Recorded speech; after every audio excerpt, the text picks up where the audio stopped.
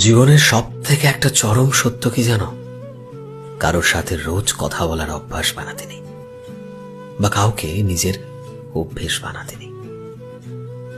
যদি কখনো কোনো কারণে সেই মানুষটা আমাদের থেকে দূরে চলে যায়, বা আমাদের মধ্যে কোনো কারণে কথা বলা বন্ধ হয়ে যায়, আমরা হাজারো মানুষের ভিড়েও সেই ঠিক একা হয়ে যাই।